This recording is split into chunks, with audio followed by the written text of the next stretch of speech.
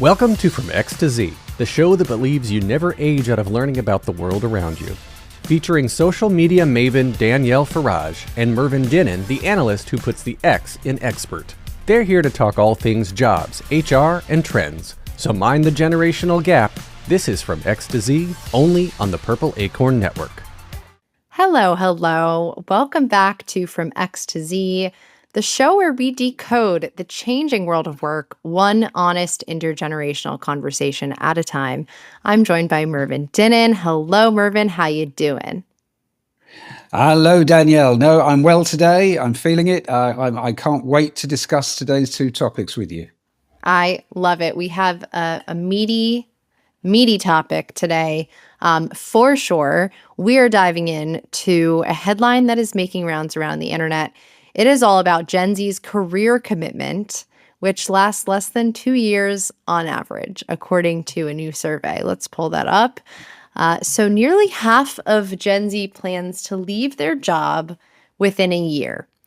And more than half of, according to this survey, admit that they took the job knowing it was basically a situationship, which, Mervyn, I can explain to you, or try my best at least to explain what that means. Help the aged. Come on.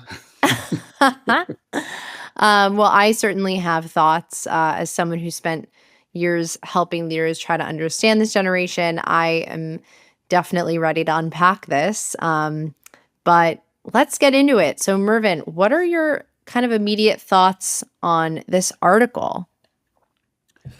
My immediate thoughts might sound, for regular listeners, might say he says this a lot, but I'm not sure how different this is to not previous generations, but previous times in the work cycle over the last 30 plus years, in that a lot of it shifts around economic cycles and generally how people are feeling about themselves, outside of work, how they feel about the situation, how comfortable they feel, how on edge they feel. And so I think that we go through a number of cycles, and you get kind of, people going for it. We had kind of, I suppose, the 80s into the 90s where everybody was rushing headlong into making as much as they could. And then we have a slowdown, and it's kind of people are more about kind of, the relationships. And I think that it often varies, but we seem to be, I think it's quite interesting because, when I'm talking to other audiences, in fact, I was just playing back an interview I did for an African HR network. And I was talking about quite a few of the things we talk about on this because a lot of the listeners there were Gen Z. And it was kind of like how the more things change, the more they seem to be the same almost. The cycles almost reinvent. So I think that it says something about the times we're in. It's about instability, maybe a little bit in the West politically and things that people are not looking at a long-term commitment, but are judging things on, an as-we-go basis. Right. It's more about what's good for now.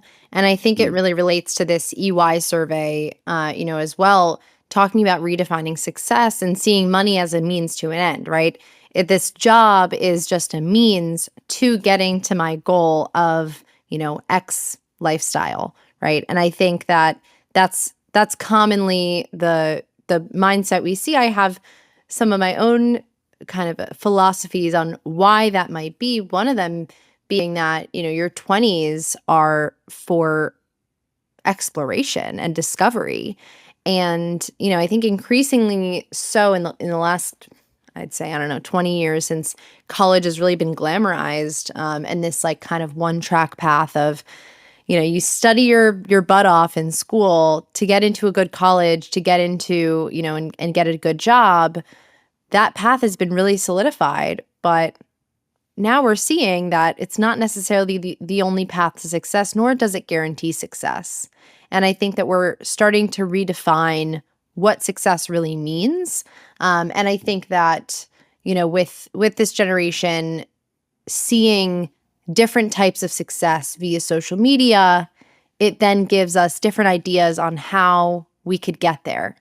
And also this kind of maybe false perception we've been told our whole lives, and I think we're very much open to discovery. Going back to my initial point, your 20s are really for discovery, and I think we're starting to maybe understand that a little bit more. I feel like everyone I know, maybe 80% of the people I know, are going through some sort of career transition or career questioning, I would say, and I think it's a really healthy thing. But I think it might be a little bit against the grain in definitely a lot of communities. I think so. I mean, there's the article that or the research, the EY research we're talking about. I mean, the clip we've got on screen at the moment is about kind of traditional milestones like lifelong job, buying a house in your 20s, those kind of things, as we've discussed before on previous episodes, have been effectively removed. It's the inheritocracy and things like that, which is how people get in terms of a home and things. That's kind of how they get there for a lot. Going back 30, 40 years, two people doing fairly decent jobs, were on good salaries and could probably get a mortgage to buy a small place. Whereas now that's obviously not really the case in the West, particularly I think UK, US. So I think that when you take that away, like, I have to stick at this job, I have to stick at this career because I want to get to that level, and then I'm going to have, I'm going to be on a bonus scheme, I'm going to have that, and then we can really plan for the future. Once you've taken that away, as I try to explain to older generations always when I'm out at conferences and things, once you take that away, all that's left is the experience. And is it something that motivates me? Is it something I'm enjoying doing? And whereas, my generation would have stayed in jobs they weren't enjoying because they were paying well and the benefits were good, you don't have to now. It's kind of, it's not, the reason for staying in a job you're not enjoying isn't there. So it's kind of, it gives this more, not transient, but I suppose, the fact that you're open to trying different things and maybe trying different work models and work life styles. And so I think it's by the pragmatic, I think kind of is, as it says in the headline there, it's redefining success. And yes, seeing money as just a means to an end, I think is kind of their way of saying, it's kind of money isn't going to be the thing that's going to accelerate you in life, at the moment, if you're just starting out. Therefore, it's other things that are important. Totally. I think this redefinition of success is, it's kind of like a marking your stake in the sand. Is that what you call it? What do you call that? Yeah. It's saying, I might value, right, money to a degree, to a point of I'm able to survive and have like kind of the bare minimum of the lifestyle that I want to live, but not saying that is the most successful thing. I think it's probably also this deviation from a very capitalistic mindset, and that we see often reflected in, politics and in life playing out in the news, definitely in the headlines on a political scale, and I think also reflects the recent appointment or Democratic nomination of Mamdani in New York. I definitely see it, and when you look at the numbers, it is predominantly younger, white or very high income earners who are thinking that this is, the way that they want to vote.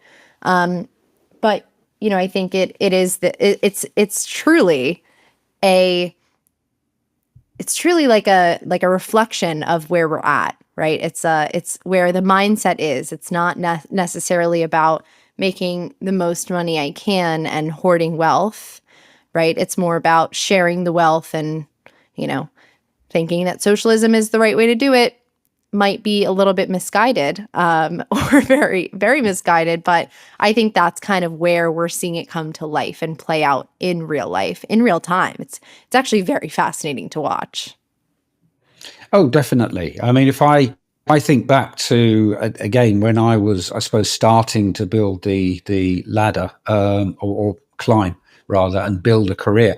The you know the, with if we look at politics, the politicians all seem old and grey, and they all seem to know what they were doing, and it's almost it changed between a bit left and a bit right, and it didn't really seem to change that much. Taxes might have gone up a little bit more and things might have changed a little bit. But now I think that there are stronger alternatives for people, and more people are probably opting out of this anyway. So I think that the investment within the broader picture, the broader political spectrum outside of kind of the world of work and how it affects work, has changed. And people are invested in specific issues as opposed to, I suppose, specific manifestos. And those issues can sway. It's not all on one side. So it's kind of, I think that for the generation we're talking about, as in your generation, I'm doing that. And I'm not talking down. I'm just kind of talking about you. But it's kind of, I think it's not. It's not like, I suppose, when I was your age, it's kind of your families always voted the same way. I mean, obviously in the US, you only had two choices, really. There was a bit more over here. So it's kind of, if you were brought up in a Republican family, you probably voted Republican, and then you rebelled against your parents when you went to college, and then kind of you suddenly wanted a career and money and a nice home, so you kind of went back that way.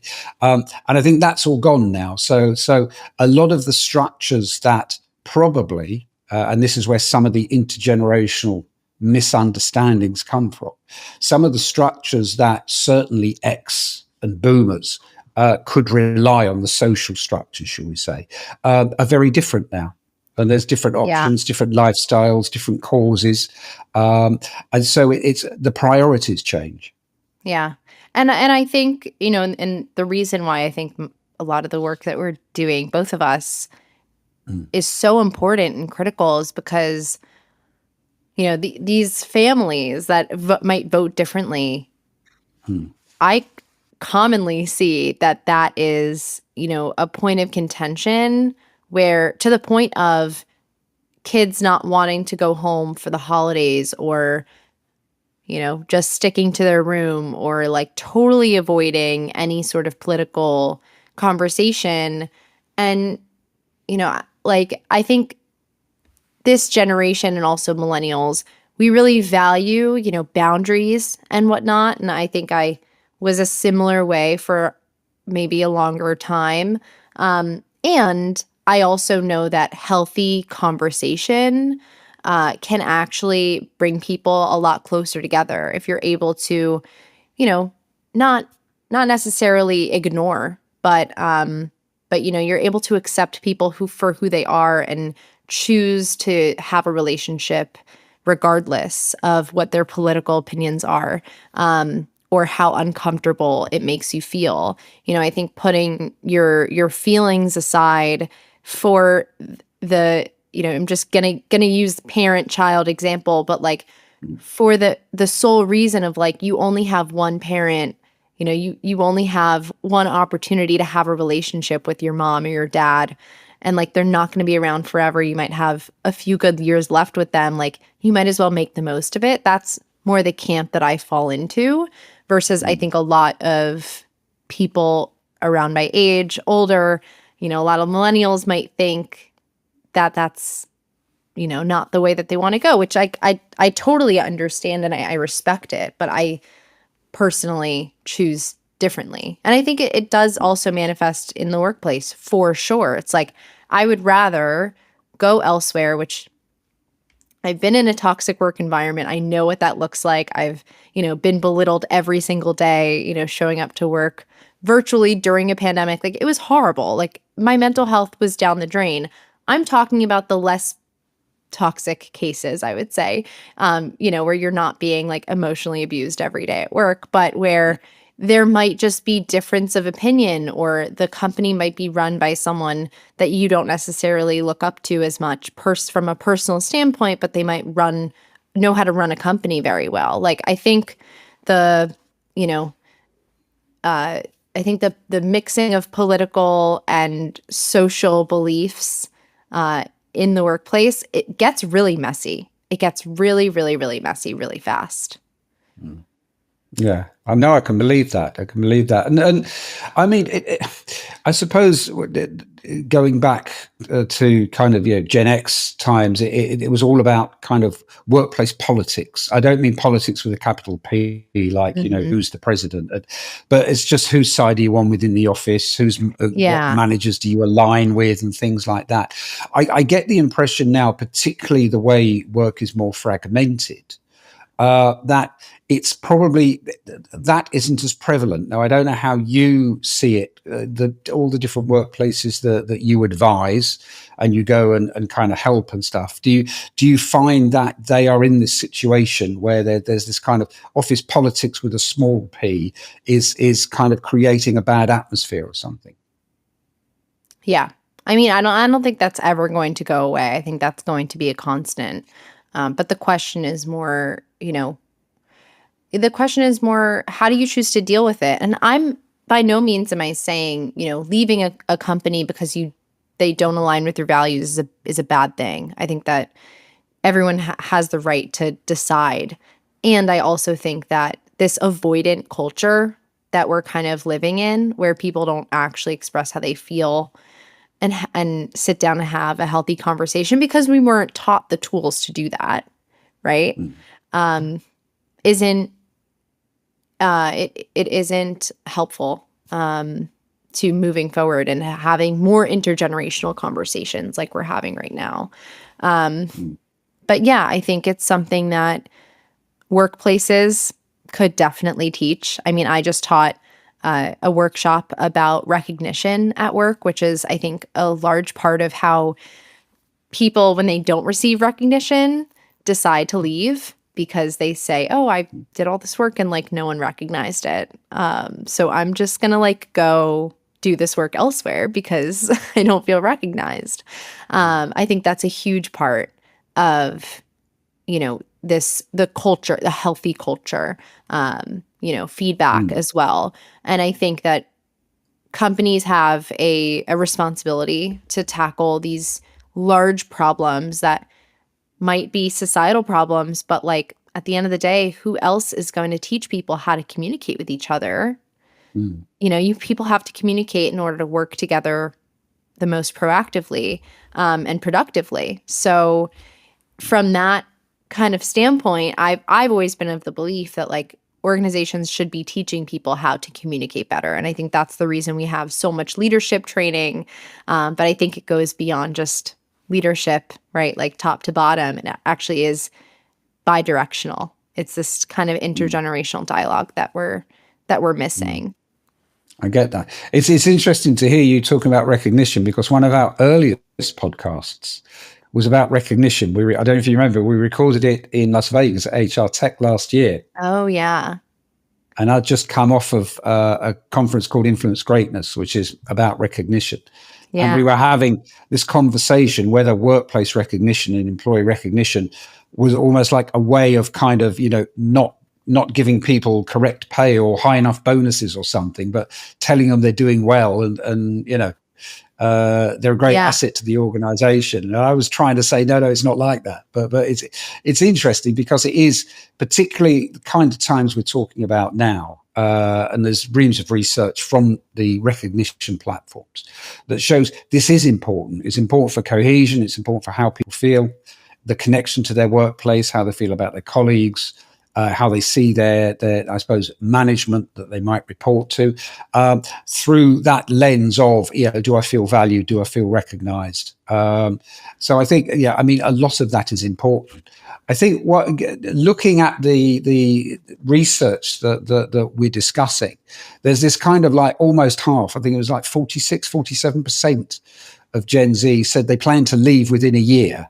Yeah. And half of them said they're actually ready to leave at any moment. And I'm interested to know because it didn't really go down and specify. I mean, the main reason was they could get a higher salary somewhere else. But I think there's probably more to it than that. So why do you think Gen Z, those who say they're ready to leave at any moment, what's usually the driving factor behind it? Well, yeah, of course, we saw the highest reason was pay. And I think that is just a fact of people not being able to like support their basic needs and their aspirational lifestyle as well.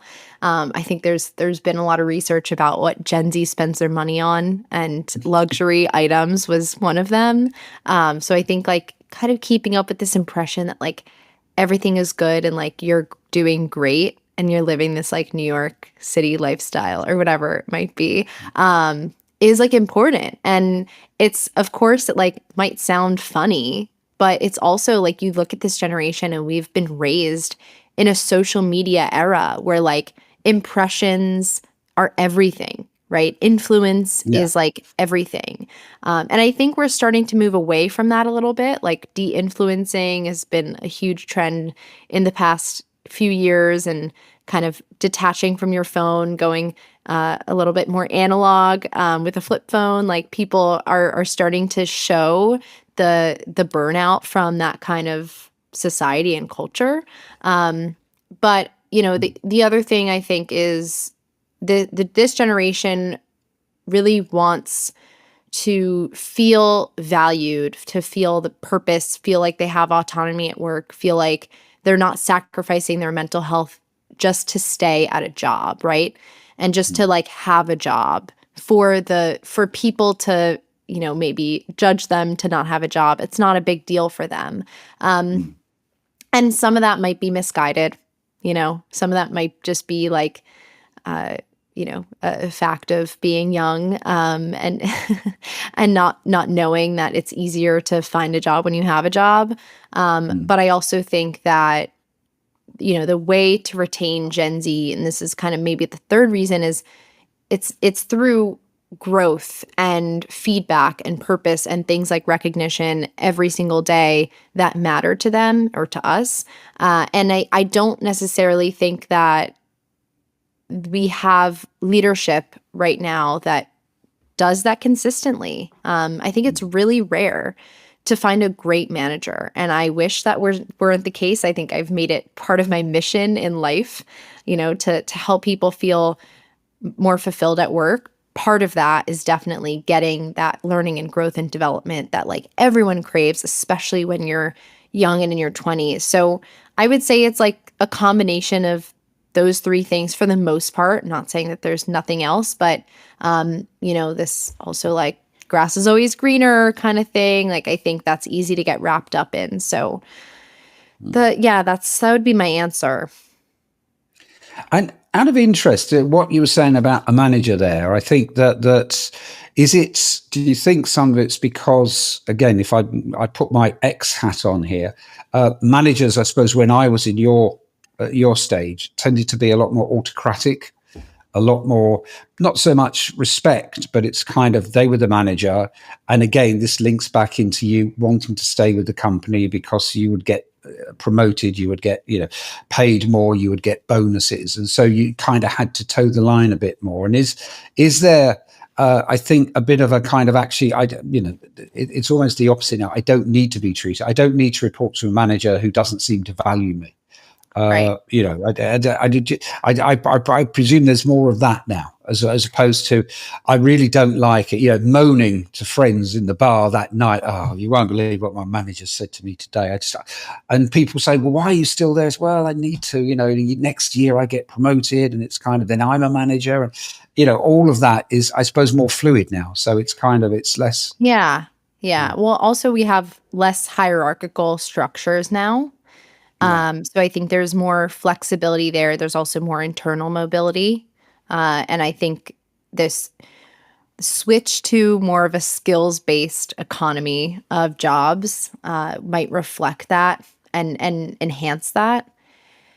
But yeah, I feel like people are, and not just feeling, but I think according to the numbers, and in part of this study, it's people are just wanting to be respected. like you were saying, right? People want to be recognized for the work that they do. They want to feel like they're growing. They want, a certain level of autonomy.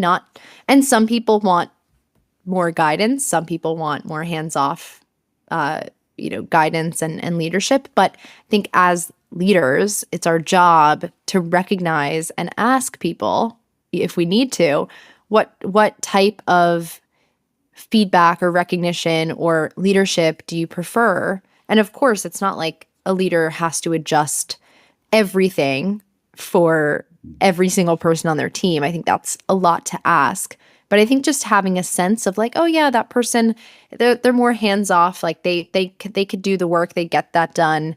I don't need to interfere at all. And for those people, that works really well. And for some others, it's like they might need more guidance. And I think it's on the job of not just the manager, but also the person working under them to share with them what type of work style they prefer.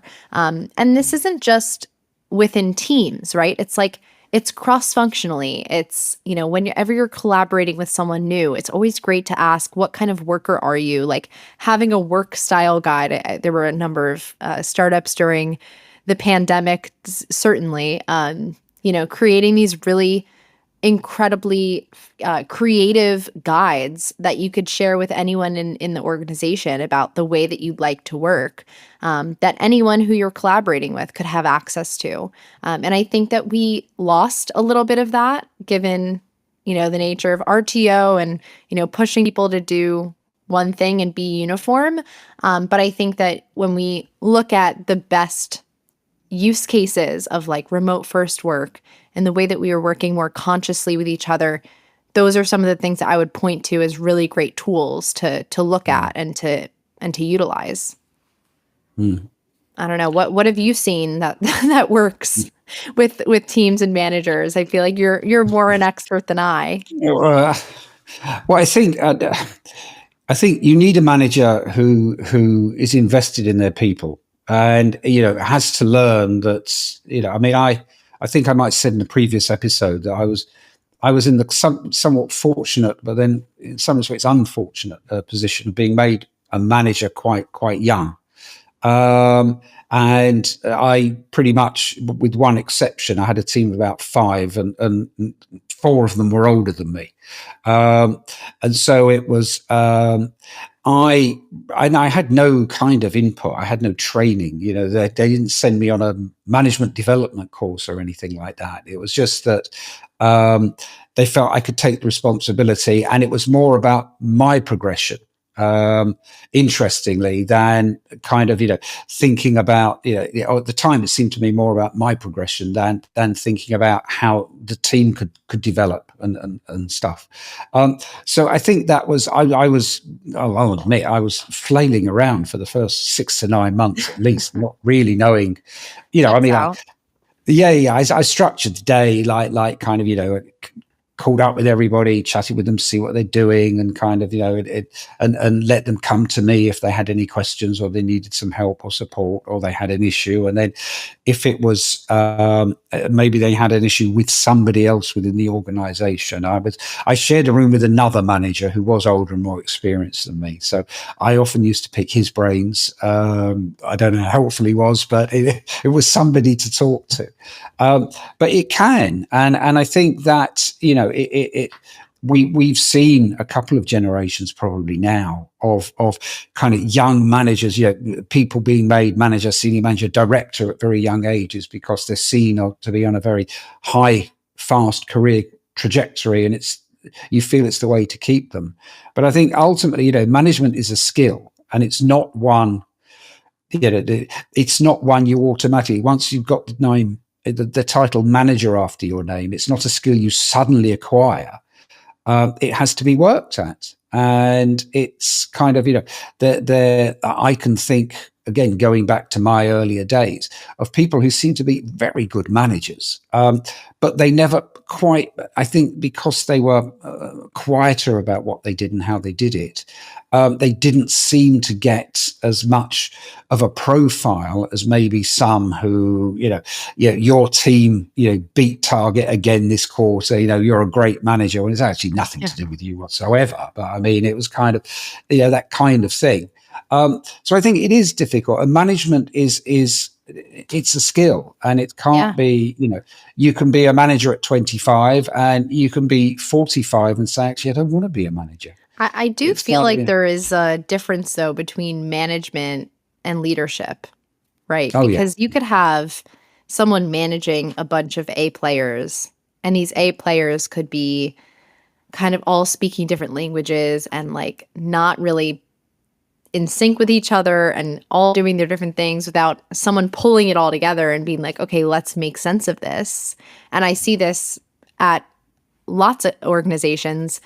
One in particular right now, I'm like, wow, like there's just a lot of great people here, great talent, but like no one is really leading this. No one is setting the vision and bringing people together and rallying the cause, and I think that is a huge part that is often overlooked, I think. But it's definitely something that, you kind of have to be careful too with this younger generation. It's like, well, you don't want to be too lofty with your goals and ideas and your commitments, right? Like we saw in 2020 with George Floyd, because when you do that and you make these big public statements, well, guess what? People are going to hold you to it. And if you don't deliver on what you promise, you look really bad. And certain people don't forget that. The people who value those things are not going to forget that you failed to deliver on your word. I know that we're running a bit late today because this is just such a fantastic conversation. It is. We went from, career commitment to pragmatism to Gen Z. I don't even know how we got here, but we did, of course, talking about management in this lovely intergenerational convo. But Mervyn, any final thoughts to leave people with today? I think just treat your people well, listen to them, understand, talk to them, find out what's on their mind. I think it's important, within a working environment. And then that's what I found as a young manager, that if you just talk to people, checked in with them all the time, and just saw is there a way I can help you? Is there something I can help you with? I think people really respond to that. And I think the other thing is to give people, I suppose, the vision, because the one thing we didn't get onto on this research was that alongside not feeling recognized was, I think, the fifth most reason for leaving was career FOMO. And it's kind of, it's that I presume, it could be an episode on its own at some stage, but Definitely. I presume that's feeling that you're missing out. And that's probably because your manager, be it a line manager, be a divisional manager or whatever, or director you report to, isn't really giving you the overall picture of how you can develop. Right. That makes a lot of sense. And I would just say, I never got to explain what a situationship is to you, but it's basically when two people date without commitment, like they date long term, without committing to like being boyfriend, girlfriend, like opting in. Usually because one person is avoiding that conversation. So they end up breadcrumbing, which is another word that you should know, kind of giving people the bare minimum and giving people enough so that they hold on to it, but not enough so that they're actually satisfied and feeling secure and healthy in a relationship. That is a norm in today's culture, specifically with dating, but also apparently with jobs. That's right. Well, I think situationship, I'd worked out. Breadcrumbing is definitely a new one on me. That's good. We're here to educate and also, of course, to entertain. So edutainment is our category, and it is always lovely to chat. Thank you all for tuning in to this episode of From X to Z, and we will see you back here next week. And don't forget to like and subscribe to Purple Acorn Network on LinkedIn, on YouTube, wherever you get your videos. We are all over there, and we'll catch you later. Bye. Bye.